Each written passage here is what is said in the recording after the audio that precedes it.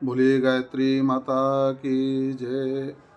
आइए आज हम गीता के 9वें अध्याय को प्रारंभ करते हैं, जिसका नाम है राज विद्या राजगुह योग।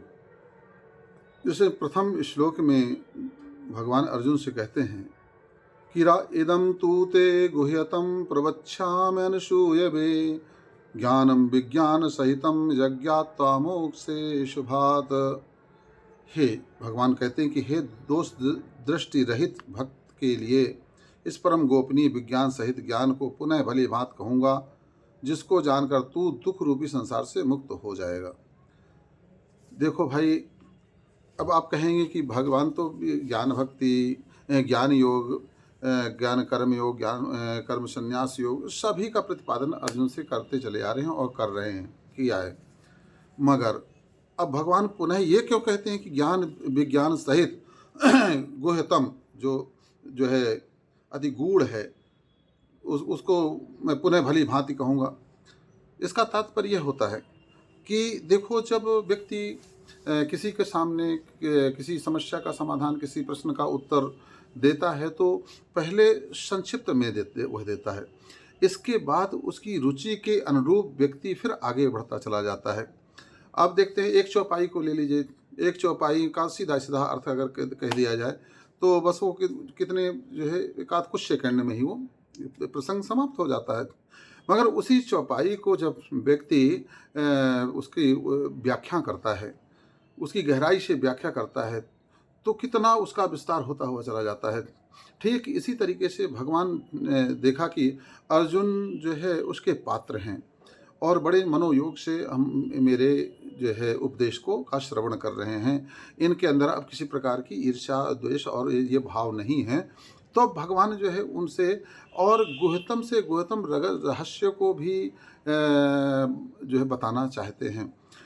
प्रामाणिक व्यक्ति जब हो जाता है तो गुरु कभी उससे किसी प्रकार का उसे दुराव नहीं करता, उसके सामने सब कुछ खोल करके रख देता है। इस संसार में हमें जो कुछ भी मिलता है महाराज, वो प्रामाणिकता के अनुरूप मिलता है।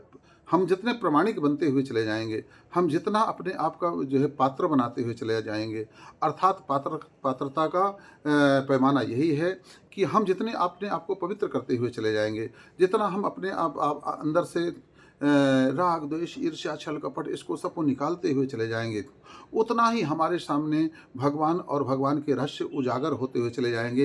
ये भगवान हमें उजागर करते हुए चले जाएंगे। और जितना हम अपने अंदर जो है दरिद्रता को धारण किए रहेंगे, जितने अपने अंदर हम जो है विकारों को धारण किए रहेंगे, उतना ही हम जो है भगवान के रहस्यों से दूर हो जो है बने रहेंगे। इसलिए भगवान कहीं दूर नहीं है, भगवान की कृपा कहीं दूर नहीं है। हम सिर्फ अपने अंदर की विकारों को निकालने का प्रयास करें। जितना हम अपने आप को पवित्र करते चले जाएंगे, उतना भगवान हमारे ऊपर प्रसन्न होते हुए चले जाएंगे और बड़े से बड़े रहस्यों को भी हमारे सामने जो है खोल करके रख देंगे, ताकि जो है हमारे जीवन की सारी शंकाओं का समाधान हो सके, ताकि हम बिल्कुल जो है ज्ञान से ओतप्रोत हो जाएं। और ज्ञान से जो है को प्राप्त कर लेना ही भगवान को प्राप्त कर लेना होता है। तो अर्जुन से बड़ा जो है पात्र व्यक्ति और कौन हो सकता है कि गहन से गहन ज्ञान को और गुह्यतम रहस्यों को भी प्रस्तुत कर दिया जाए, सामने खोल दिया जाए। तो भगवान वही कह रहे हैं कि आओ, मैं तुम्हें और ज्ञान विज्ञान सहित जो है तुझे, ताकि तुम्हारा सारे शंका का समाधान हो जाए, वह प्रस्तुत करूँगा। अब आगे देखिए भगवान दूसरे श्लोक से क्या अर्जुन के सामने प्रस्तुत करते हैं। बोले गायत्री माता की जय।